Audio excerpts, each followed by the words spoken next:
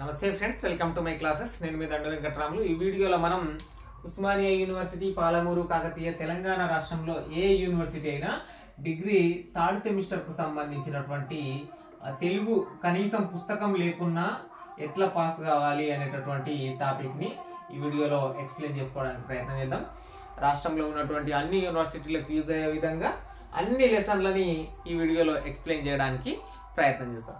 So ఈ లెసన్లు అనేటటువంటివి complete గా ఏమేమి ఉన్నాయి, ఒక్కొక్క సెమ్ లో అంటే థర్డ్ సెమ్ లో ఏమేమి లెసన్లు ఉన్నాయి, ఏ సబ్ టాపిక్ ఉన్నది అనేటటువంటి దాన్ని మనం చూద్దాం. మనకు సిలబస్ అనేటటువంటిది ప్రాచీన కవిత్వం, అట్లాగే ఆధునిక కవిత్వం. ఈ వీడియో చివరి వరకు చూడండి. మీరు ఖచ్చితంగా ఏ పుస్తకం లేకుండా మీరు అన్ని క్వశ్చన్లు అటెంప్ట్ చేస్తారు. ఒక అలంకారాలకు సంబంధించి అలంకారాలు ఇందులో డెప్త్ గా చెప్పను. ప్రాచీన కవిత్వం, ఆధునిక కవిత్వం, వచన విభాగం, అట్లాగే అలంకారాలు, ఇవి సిలబస్ లో ఉన్నటువంటి టాపిక్లు. ఇక క్వశ్చన్ పేపర్ అనేటటువంటిది పార్ట్ ఏ గాను, పార్ట్ బి గాను రావడం జరుగుతుంది. ఇందులో మొత్తం 6 క్వశ్చన్లు రావడం జరుగుతుంది పార్ట్ ఏలో. ఇందులో సందర్భ సహిత వ్యాఖ్యలు, కవి పరిచయం, అట్లాగే 2 సందర్భ సహిత వ్యాఖ్యలు, 2 కవి పరిచయాలు, అట్లాగే పాఠ్యాంశాలకు సంబంధించినటువంటి ప్రశ్నలు. ఇక ఇవి 20 మార్కులు అనేటటువంటివి ఉంటాయి. ఇక పార్ట్ బిలో అనేటటువంటిది పద్యం ఇస్తారు. ఫస్ట్ క్వశ్చన్ 6 ఆప్షన్ తో వస్తాయి కదా, పద్యం ఇచ్చి ప్రతిపదార్థాలు రాయండి అని చెప్పి ఇవ్వడం జరుగుతుంది. ఇక నెక్స్ట్ ఉన్న క్వశ్చన్లు అన్ని కూడా ఈ 7 నుంచి 7, 8, 9, 10 వరకు వస్తాయి కదా. 8, 9, 10 ఉంటాయి కదా. ఈ 8 లో నుంచి ప్రాచీన పద్య భాగం, ఆధునిక కవిత్వంలో నుంచి, అట్లాగే 9 నుంచి ప్రాచీన కవిత్వం నుంచి, ఆధునిక కవిత్వం నుంచి ఎస్ఏ క్వశ్చన్లు వస్తాయి లెసన్ల నుంచి. 10th క్వశ్చన్ అనేటటువంటిది వచన విభాగం, అట్లాగే అలంకారాల నుంచి క్వశ్చన్లు వచ్చే అవకాశం ఉంటుంది. ఇక్కడ క్వశ్చన్లు తారుమారు అటు ఇటు కూడా కావచ్చు. సో మీరు దాన్ని అంత పట్టించుకోవాల్సినటువంటి పని లేదు. మీరు అన్ని లెసన్లు నేర్చుకోగలుగుతారంటే ఈజీగా అటెంప్ట్ చేయగలుగుతారు. ఇక ఓ గ్రేడ్ రావాలనుకునేటటువంటి వాళ్ళు ఖచ్చితంగా అన్ని నేర్చుకోవాలి. మంచి గ్రేడ్ వస్తే సరిపోతుంది. ఓ గ్రేడ్ అంత కాకుండా పెద్ద రిస్క్ లేకూడదు అనుకుంటే ప్రాచీన కవిత్వం నుంచి ఒక లెసన్ ని, ఆధునిక కవిత్వం నుంచి ఒక లెసన్ ని వదిలేయండి. ఏ లెసన్లు వదిలేయాలి అనేటటువంటి కూడా చెప్తే, ఈ 2 లెసన్లు వదిలేసినా సరే మీరు అలంకారాల మీద పట్టు తెచ్చుకున్నారంటే మీకు ఓ గ్రేడ్ అనేటటువంటిది రావడం జరుగుతుంది. సో ఇది ఒక 30 నిమిషాల వీడియో. ఈ 30 నిమిషాల వీడియో చివరి వరకు చూడండి, ఖచ్చితంగా డ్యామ్ షూర్ గా పాస్ అయిపోతారు. ఇక ఫస్ట్ ప్రాచీన పద్య భాగం నుంచి ధర్మజుని వాక్చాతుర్యం,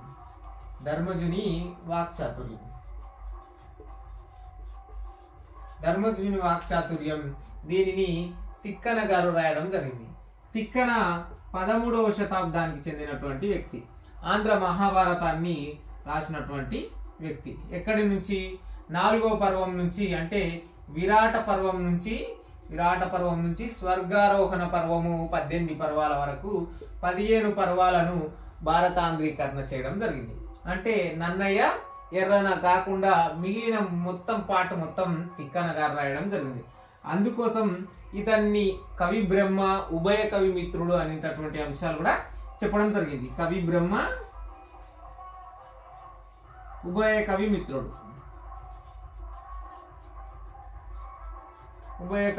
అని పిలవడం జరిగింది. ఇతను రాసినటువంటి ఈ ఆంధ్ర మహాభారతంలోని ఉద్యోగ పర్వము తృతీయాశ్వాసం నుంచి ప్రస్తుత పాఠ్యాంశం ధర్మజుని వాక్చాతుర్యంని ఉద్యోగ పర్వం నుంచి తీసుకోవడం జరిగింది. ఇక ఇతను నిర్వచనోత్తర రామాయణాన్ని కూడా రాయడం జరిగింది. ఇతని శిష్యులు కేతన వంటి వాళ్ళు చాలా మంది ఇన్ఫ్లుయెన్స్ అయ్యి రచనలు చేసిందని చెప్పుకోవచ్చు. తిక్కన మనుమసిద్ధి ఆస్థాన కవి. ఇతను నెల్లూరు జిల్లాకు సంబంధించినటువంటి వ్యక్తి. తిక్కన కూడా, మనుమసిద్ధి కూడా నెల్లూరుని పాలించినటువంటి వ్యక్తి అనమాట. ఇది కవి పరిచయానికి సంబంధించి.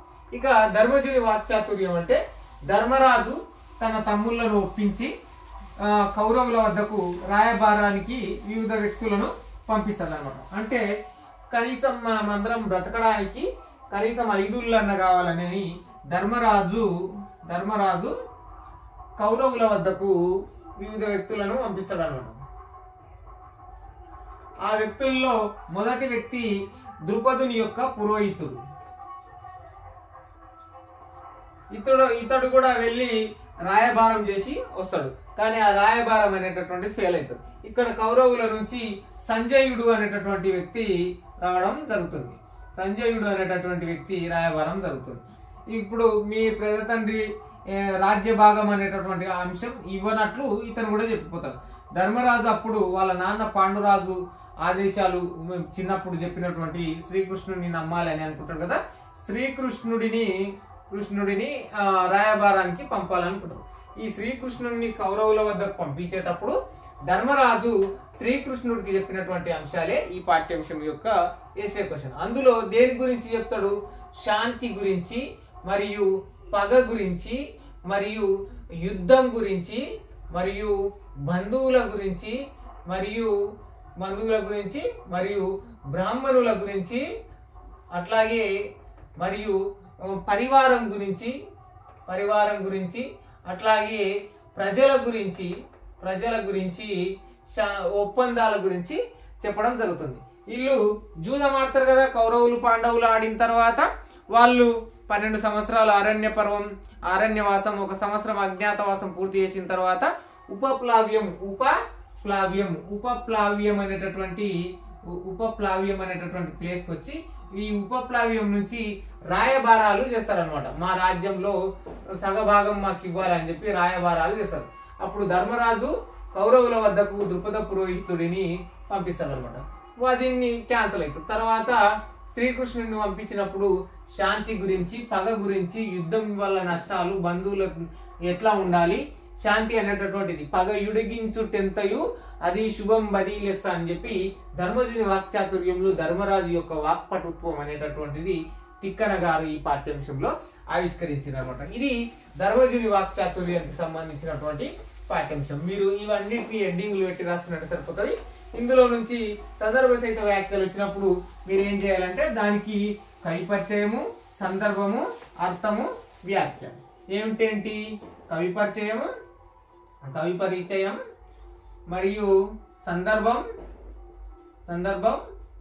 అర్థం, వ్యాఖ్య.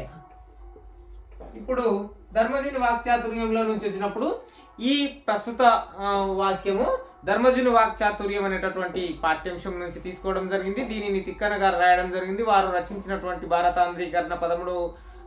భారతాంధ్రీకరణ ఉద్యోగ పర్వం నుంచి ప్రస్తుత పాఠ్యాంశాన్ని తీసుకోవడం జరిగింది. తిక్కన గారు 13వ శతాబ్దానికి చెందినటువంటి కవి బ్రహ్మ ఉభయ కవి మిత్రుడు అని ప్రసిద్ధి అని చెప్పి 1-2 లైన్లు రాయండి. సందర్భము, అర్థము, వ్యాఖ్య ఇక యాజ్ ఇట్ ఈజ్ గా మీకు తెలిసినటువంటి అంశం. ఇక ఇది ఈ లెసన్ కి సంబంధించి పద్యం కూడా రావడం జరుగుతుంది. ప్రతిపదార్థాలు అనేటటువంటివి రాయాలి. ప్రతిపదార్థాలు రాయాలన్నమాట. దానికి తాత్పర్యం కూడా అవసరం. దాంతో పాటు మరియు వ్యాస ప్రశ్న అనేటటువంటిది కూడా ధర్మరాజు యొక్క వాక్చాతుర్యం గురించి తెలుపండి అని ఎస్ఏ క్వశ్చన్ అనేటటువంటిది రావడం జరుగుతుంది. ఇంతటితో ఈ పాఠ్యాంశం ముగుస్తుంది. నెక్స్ట్ విభీషణ శరణాగతి.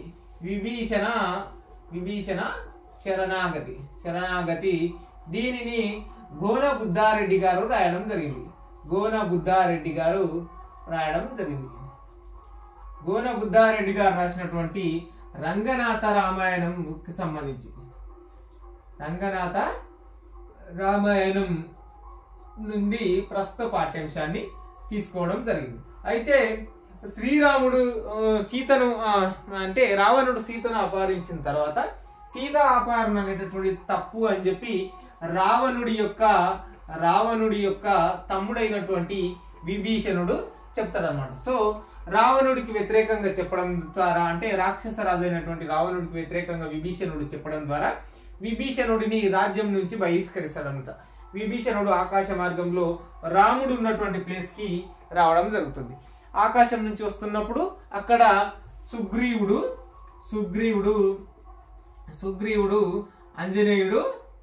అంజనేయుడు లేదా హనుమంతుడు అంటనని మీరు ఎట్లన్నా రాయొచ్చు.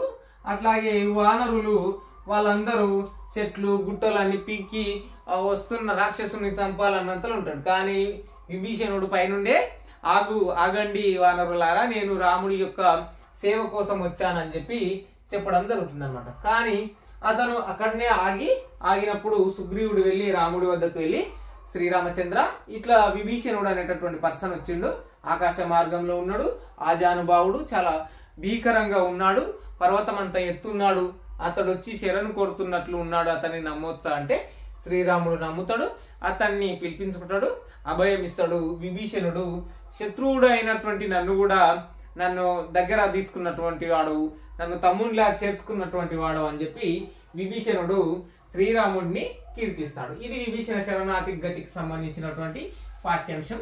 ఏ ప్రశ్న వచ్చినా సరే మీరు మీ సొంత మాటల్లో కవి పరిచయం కొంత రాసి దాని తర్వాత సారాంశాన్ని రాసినంటే మంచి మార్కులు రావడం జరుగుతుంది. ఇక మూడవ పాఠ్యాంశం గుణనిధి కథ. గుణనిధి కథ అనేటటువంటి ఈ పాఠ్యాంశాన్ని శ్రీనాథుడు గారు రాయడం జరిగింది. శ్రీనాథుడు రాసినటువంటి కాశీఖండం అనేటటువంటి పుస్తకం నుంచి, కాశీఖండం అనేటటువంటి కావ్యం నుంచి గుణనిధి కథని తీసుకోవడం జరిగింది. ఈ గుణనిధి కథలో సందర్భంలో వివిధ కాన్సెప్ట్లు ఉంటాయి. ఆ కాన్సెప్ట్లన్నీ మీకు అనవసరం, ఒక సారాంశంకు సంబంధించినటువంటివి ఎట్లా రాయాలనేటటువంటి చెప్తున్నా కాబట్టి శ్రీనాథుడు కాశీఖండము, హరవిలాసము, శివరాత్రి మహాత్మ్యము ఇటువంటివి రచనలు చేయడం జరిగింది. సీస పద్యాలను అనేకం రాయడం జరిగింది. శ్రీనాథుడు గౌడ డిండిమ భట్టుని ఓడించడం జరిగింది. శ్రీనాథుడు 15వ శతాబ్దానికి చెందినటువంటి కవి అని చెప్పి బమ్మెర పోతనకు బావమరిది అనేటటువంటి కాన్సెప్ట్లు కూడా ఉండడం జరిగింది అనమాట. శ్రీనాథుడికి సంబంధించినటువంటిది కాకుండా ఈ గుణనిధి కథలో సారాంశం మొత్తం, గుణనిధి అనేటటువంటి పర్సన్ జూదానికి, ఒక బ్రాహ్మణుడికి సంబంధించినటువంటి, అంటే క్రమశిక్షణతో పెరగాల్సినటువంటి ఒక వ్యక్తి జూదం వైపు వెళ్తాడనమాట. జూదం వాళ్ళ తల్లిదండ్రులు అనేటటువంటి యజ్ఞదత్తుడు అనేటటువంటి వ్యక్తి, సోమిదమ్మ అనేటటువంటి పర్సన్లు ఉంటారనమాట. If I'm correct subject wrong. So Somidamma, యజ్ఞదత్తుడు అనేటటువంటి ఈ పర్సన్లు ఎవరైతే ఉంటారో వీళ్ళు వాళ్ళ పుత్రుడు అయినటువంటి గుణనిధి ఉంటాడు కదా, అతను డబ్బు బాగా ఉండడం చేత ఆ డబ్బుని విచ్చలవిడిగా ఖర్చు పెడుతుంటాడు అనమాట. మొత్తం డబ్బుని తగిలేస్తుంటాడు, జూదం ఆడుతుంటాడు. ఒకనొక రోజు వాళ్ళ తండ్రి యొక్క ఉంగురాన్ని జూదంలో ఓడిపోతాడు. ఆ ఉంగరం వాళ్ళ తండ్రికి ఆ జూదం ఆడి గెలుచుకున్నటువంటి పర్సన్ వద్ద కనిపిస్తుంది. దాన్ని నా ఉంగరం ఏడు ఉంది అని చెప్పి వాళ్ళ భార్యని అడుగుతాడు అనమాట. సో మీరు మనం అడిగితేనంటే అప్పుడు ఆమె, నేను స్నానం చేస్తున్నాను, నేను తింటున్నాను, నేను తర్వాత వెతికిస్తాను, నేను కుంకుమ భరణిలో పెట్టాను అది అని చెప్పి ఆమె సోది చెప్తుంది. కానీ నన్ను, నా సంసారాన్ని, నా కొడుకుని చెడగొట్టావు కదా అని చెప్పి ఆ పర్సన్ గుణనిధి యొక్క తండ్రి వాళ్ళ భార్యని తిడతారనమాట. ఇది ఈ పాఠ్యాంశానికి సంబంధించినటువంటి టాపిక్. నెక్స్ట్ చూసుకున్నట్లయితే ఇప్పటికీ ప్రాచీన కవిత్వానికి సంబంధించినటువంటి టాపిక్లు అయిపోయింది. ఇప్పుడు ఆధునిక కవిత్వానికి సంబంధించి, ఆధునిక కవిత్వం నుంచి రైతు ప్రశస్తి అనేటటువంటి లెసన్, ప్రశస్తికి సంబంధించినటువంటి లెసన్. దీన్ని వానమామలై జగన్నాథాచార్యులు రాయడం జరిగింది. వానమామలై జగన్నాథాచార్యులు రాసినటువంటి రైతు రామాయణం నుండి తీసుకుని ఈ పాఠ్యాంశాన్ని తీసుకోవడం జరిగింది. ఈ రైతు రామాయణంలో కూడా రాముడు, సీత వీళ్ళందరు క్యారెక్టర్ల లాగానే ఉండడం జరుగుతుంది. ఈ రైతు రామాయణంలో ఒక గ్రామంని ఇవ్వడం జరుగుతుంది, శ్రీరామపురం అనేటటువంటి గ్రామం. దానికి సాగరయ్య అనేటటువంటి పర్సన్ ని తీసుకొని, ఆ సాగరయ్య ఆ ఊర్లో ఒక కాపు, అంటే ఒక వ్యవసాయదారుడు, రైతు, ఉత్తమ శ్రేణిలో ఉన్నటువంటి రైతు. ఆ ఊర్లో భూస్వాములు, దొరలు చేసినటువంటి ఆకృత్యాలను ఎండగడుతూ ఎప్పటికప్పుడు అప్పు పత్రాలను చేస్తూ, అంటే పెద్దలు చేసినటువంటి అప్పులను తీరుస్తూ ఆ కాగితాలను మళ్ళీ రాసుకుని గ్రామానికి అందరికీ సూచికగా ఉంటాడు. ఇతనికి గంగ అనేటటువంటి భార్య ఉంటుంది. కానీ వీళ్ళ దంపతులకు పిల్లలు అనేటటువంటి వాళ్ళు కాదు, చాలా కాలం వరకు పిల్లలు అనేటటువంటి వాళ్ళు కాదు. కాకపోతే ఇతను ఈ గంగ యొక్క భార్య ఉంటుంది కదా, ఆమె భర్తను ఒప్పించి తన చెల్లెలైనటువంటి మంగను పెళ్లి చేస్తుంది. ఈ గంగా మంగలకు కూడా ఇద్దరికి పిల్లలు కాదు. తర్వాత వీళ్ళు దేవుళ్ళను స్తుతిస్తారు, ఇద్దరు వివిధ దేవుళ్ళను స్తుతిస్తారు, ఇద్దరికి కూడా పిల్లలు అవుతారు. ఈ సాగరయ్య ప్రజల చైతన్యం చేస్తూ, సాగరయ్య ఒక నిప్పు కణికలాగా ఉండు దొరలను భూస్వాములను ఎట్లా వ్యతిరేకంగా చేసి సాగరయ్య వాళ్ళని ఎట్లా వాళ్ళ యొక్క ఆటలు కట్టించేటట్లు సాగరయ్య ఆ గ్రామంలో ఎట్లా ఉన్నాడు అనేటటువంటిది ఈ రైతు రామాయణంలోని రైతు ప్రశస్తి అనేటటువంటి పాఠ్యాంశం వానమామలై జగన్నాథాచార్యులు రాసినటువంటి పాఠ్యాంశం. నెక్స్ట్ లెసన్ ని చూసుకున్నట్లయితే నెక్స్ట్ లెసన్ అనేటటువంటిది గురుదక్షిణ. గురుదక్షిణ అనేటటువంటి పాఠ్యాంశం. దీనిని అంబటి లక్ష్మీ నరసింహరాజు గారు రాయడం జరిగింది. అంబటి లక్ష్మీ నరసింహరాజు గారు రాయడం జరిగింది. ఈ అంబటి లక్ష్మీ నరసింహరాజు గారు రాసినటువంటి ఈ గురుదక్షిణ అనేటటువంటిది ఏదైతే పాఠ్యాంశం ఉంటుందో ఇది దీంట్లోనే ఏముంటదంటే గురుదక్షిణగా ద్రోణుడు అనేటటువంటి పర్సన్ గురువు. ఈ ద్రోణుడు కౌరవులకు మరియు పాండవులకు అస్త్ర శస్త్ర విద్యలను విలువిద్యలను ఇటువంటివి నేర్పిస్తాడు. ఈ కౌరవ పాండవులకు విద్యలు నేర్పించిన తర్వాత గురువు అయినటువంటి ద్రోణుడు తనకు గురుదక్షిణ కావాలని కోరుకుంటాడు. అంటే జాబ్ ఏదో చేస్తున్నాడు కదా, దానికి పైకమా డబ్బా ఏదో రూపంలో గురుదక్షిణగా అడుగుతాడు అనమాట. సో కౌరవులు పాండవులు భవంతులను డబ్బులను బంగారాన్ని ఇవ్వాలని ప్రయత్నిస్తారు. కానీ ద్రోణుడు తను చిన్నప్పుడు చదువుకునేటప్పుడు ద్రుపదునితో కలిసి పాంచాల రాజు అయినటువంటి ద్రుపదుడితో కలిసి చదువుకునేటాడు. వీళ్ళిద్దరు స్నేహితులు ఉంటారు. ద్రుపదుడు పాంచాల నగరానికి రాజు అయింటాడు. ద్రోణుడు కటిక పేదరికంలో ఉండి తన పిల్లలకు పాలు కూడా లేకపోయి ఆ పాలు కూడా లేనప్పుడు ద్రుపదుడి వద్దకు అర్తిగా పాలు కావాలని చెప్పి వెళ్తాడు. కానీ ద్రుపదుడు అతన్ని అవమానిస్తాడు అనమాట, బయటికి గెంటేపిస్తాడు. తో ద్రుపదుడిని పట్టి తీసుకురాండి, అదే నాకు గురుదక్షిణగా, అతన్ని నేను ఏమి హింసించను, అతను నాకు అవమానం చేసిండు, అతనికి కూడా అవమానం రుచి తెలియాలని చెప్పి ద్రోణుడు వీళ్ళని కోరుతాడు అనమాట. మొదట కౌరవులు వెళ్ళి వాళ్ళని దగ్గర అంటే పాంచాల నగరంలో ఓడిపోయి తిరిగి వస్తారు. తర్వాత పాండవులు భీముడు అర్జునుడు వంటి వాళ్ళు వెళ్ళి సైన్యాన్ని చెల్లా చెదురు చేసి వాళ్ళని విచ్చలవిడిగా హింసలు చేసి ద్రుపదుడిని పట్టుకొని వస్తారనమాట. అతన్ని మోకాళ్ళ మీద కూర్చోబెడతాడు. అప్పుడు ద్రోణుడు ఏమంటాడంటే, ఓ ద్రుపదుడా, ఇతను పాంచాల నగర రాజా, ఇతను ఏమిటి ఇలా నిస్సాయత స్థితిలో పడున్నాడేంటి అన్నట్లు వ్యంగ్యంగా మాట్లాడతాడు అనమాట. ఇదే ఒక అవమానానికి సంబంధించి గురుదక్షిణ అనేటటువంటి పాఠ్యాంశం. నెక్స్ట్ ఇంపార్టెంట్ పాఠ్యాంశం గుడిసెలు కాలిపోతున్నాయి అనేటటువంటి పాఠ్యాంశం. డాక్టర్ బోయి భీమన్న గారు దీన్ని రచించడం జరిగింది. గుడిసెలు కాలిపోతున్నాయి, గుడిసెలు కాలిపోతున్నాయి. గుడిసెలు డాక్టర్ బోయి భీమన్న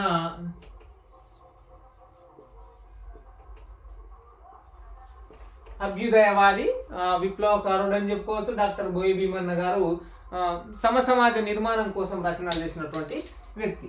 ఇతను గుడిసెలు కాలిపోతున్నాయి అనేటటువంటి వచన కవితలో గుడిసెలు కాలిపోతున్నాయి, ఓహో గుడిసెలు కాలిపోతున్నాయి, ఎవరి గుడిసెలు అయ్యుంటాయి పాపం, మాల మాదిగలయే అయ్యుంటాయి అని చెప్పి రిఫ్లెక్ట్ చేస్తూ ఈ కవిత్వాన్ని అంటే అట్టడుగు వర్గాల్లో ఉన్నటువంటి ఇతను బ్రతుకున్న టైం పీరియడ్ లో హింసకు గురైనటువంటి వాళ్ళు, అణిచివేతకు గురైనటువంటి వాళ్ళు, మాలమాదిగలకు సంబంధించినటువంటి గుడిసెలు ఊరి చివరన ఉండి సుడిగాలి ఏదో గాలిపాటు వచ్చినప్పుడు నిప్పు కణికలు వెళ్ళి పడుతున్నప్పుడు ఎండాకాలంలో ఎస్పెషల్గా ఆ గుడిసెలు అంటుకుపోయి కాలిపోతున్నాయి, బూడిదవుతున్నాయి, ఎవరి గుడిసెలు అయి ఉంటాయి పాపం, మాలమాదికల గుడిసెలే అయి ఉంటాయి అని చెప్పి దీనిని డాక్టర్ బోయి భీమన్న గారు హృదయ విదారకంగా రాసిండనమాట. కంక్లూజన్ ఏమిచ్చిందంటే రహస్యం గుడిసెలలో బ్రతికే వాళ్లకు తెలియని వరకే అని చెప్తాడు అనమాట. రహస్యం గుడిసెలో బ్రతికే వాళ్ళకు తెలియనప్పుడే అంటే ఈ పెత్తందారులు, ఈ పెరుగుతున్నటువంటి కొత్త సమాజంలో ఉన్నటువంటి మనుషులంతా డబ్బును విచ్చలవిడిగా తీసుకొని వీళ్ళని బానిసలుగా స్లేవరీలుగా చూస్తున్నటువంటి వాళ్ళందరికీ ఆటలు ఎప్పటి వరకు చెల్లుతాయంటే ఈ గుడిసెల్లో ఉన్నటువంటి వాళ్ళకు రహస్యం తెలియనప్పటి వరకే అని చెప్తాడు. అంటే రహస్యం ఏంటి? వాళ్ళు మమ్మల్ని హింసిస్తున్నారు, వాళ్ళు మేడల్లో ఉంటున్నారు, మేము గుడిసెల్లో ఉంటున్నాం, ఈ గుడిసెలు అనేటటువంటి ప్రభుత్వం వేస్తుంది పోతుంది, పక్కా ఇల్లు డాబా ఇల్లు ఎందుకు కట్టట్లేదు అని చెప్పి ప్రశ్నిస్తున్నారు అనమాట. ఈతను రాసినటువంటి టైం పీరియడ్లో గుడిసెలు వేసే నిర్మాణాలు కూడా ప్రభుత్వం చేసేటటువంటిది అనమాట. డాబా ఇల్లు పక్కా ఇల్లు ఇటువంటివి చేసేది కాదనమాట. సో ఈ గుడిసెలు కాలిపోతున్నాయి అనేటటువంటి టాపిక్లో గుడిసెలు కాలిపోతున్నాయి, సో పక్కా ఇల్లు కావాలి, మేము చదువుకొని మెచ్యూరిటీ వచ్చేంత వరకే అని చెప్పి మాలమాదిగల యొక్క ఆవేదనను పాత్ర చిత్రణ రూపంలో గుడిసెలు కాలిపోతున్నాయి అనేటటువంటి టాపిక్. ఇది మీరు జనరల్ గా కూడా రాయొచ్చు అనమాట. గుడిసెలు కాలిపోతున్నాయి, ఎవరి గుడిసెలు అయ్యి ఉంటాయి పాపం అనేటటువంటి టాపిక్ డాక్టర్ బోయి భీమన్న గారు రాసినటువంటి కంటెంట్ అనమాట. సో దాని తర్వాత వచన విభాగానికి సంబంధించి మీరు వదిలేయండి. చెలిచీమలు అనేటటువంటి టాపిక్ ఉండడం జరుగుతుంది. ఈ చెలిచీమలు ఒక సాంఘిక నాటకానికి సంబంధించి. ఇక మీరు మంచి మార్కులు ఇప్పటి వరకు నేను చెప్పినటువంటి 6 లెసన్ల నుంచే అన్ని ప్రశ్నలు మీరు రాయగలుగుతారు. ఇక ఈ పార్ట్ ఏలోను పార్ట్ బిలోను మీరు క్వశ్చన్ రాసేటప్పుడు ఏదైనా వ్యాసరూప ప్రశ్న, ఇప్పుడు ధర్మజుని వాక్చాతుర్యం రాస్తారు, రాసేటప్పుడు కవిపరిచయం అని హెడ్డింగ్ పెట్టకుండానే కవిపరిచయం పెట్టాలనిపిస్తే పెట్టి కవిపరిచయానికి సంబంధించి ఒక 3 లైన్లు రాసి, కవిపరిచయం అని హెడ్డింగ్ ఏం పెట్టకండి, ప్రశ్నలు వేయండి. ఒక 2 లైన్లు తిక్కన గారు రాసినటువంటి ఉద్యోగ పర్వము ఆంధ్ర మహాభారతం నుంచి దీన్ని తీసుకోవడం జరిగింది అని చెప్పి ఒక లైన్ రాసి సారాంశం. ధర్మరాజు శ్రీకృష్ణుడికి చెప్పినటువంటి పగ గురించి, సైన్యం గురించి, శత్రువుల గురించి, రహస్యాల గురించి, ఐదుళ్ళ గురించి, ఎట్లా తన తమ్ముళ్ళైనటువంటి ధర్మరాజు, భీముడు, అర్జునుడు, నకుల సహదేవులని ఎట్లా ఒప్పించుండు, బంధు పరివారం కోసం చివరిగా ఉపప్లావ్యం నుంచి ఐదుళ్ళ కోసమైన కౌరవుల వద్దకు మొదట ద్రుపద పురోహితుణ్ణి, తర్వాత శ్రీకృష్ణుణ్ణి తన వాక్చాతుర్యంతో ఎట్లా పంపించాడు అనేటటువంటి కంటెంట్ ని ప్యాసేజీలుగా రాయండి. ప్యాసేజీలుగా రాస్తారంటే మీకు మంచి మార్కులు రావడం జరుగుతుంది. ప్రశ్న అనేది మీరు ఈజీగా గుర్తుపడతారు. ఏ ప్రశ్న ఏ సెమ్ అంటే ఏ క్వశ్చన్ వచ్చినా సరే సారాంశం రాస్తానంటే సరిపోతుంది. ఇది డిగ్రీ 3rd సెమిస్టర్ కు సంబంధించినటువంటి తెలుగుకు సంబంధించినటువంటి అన్ని పాఠ్యాంశాల వివరణ. డ్యామ్ షూర్ గా ఈ ఒక్క వీడియోతో మీరు ఖచ్చితంగా పాస్ అయిపోతారు. ఈ వీడియో 0 ఎడిటింగ్, ఒకటేసారి డైరెక్ట్ మొదటి అక్షరం నుంచి చివరి అక్షరం వరకు వీడియో చేస్తూ మీరు పాస్ అయ్యే విధంగా, పుస్తకం లేకుండా చేసే విధంగా అన్ని లెసన్ల సమ్మరీలను ఎక్స్ప్లెయిన్ చేస్తున్నా. ఇది అన్ని లెసన్లకు సంబంధించి. దిస్ ఈస్ దండ వెంకట్రాములు సైనింగ్ అవుట్. ఖచ్చితంగా మీ ఫ్రెండ్స్ అందరికి షేర్ చేయడానికి ప్రయత్నం చేయండి.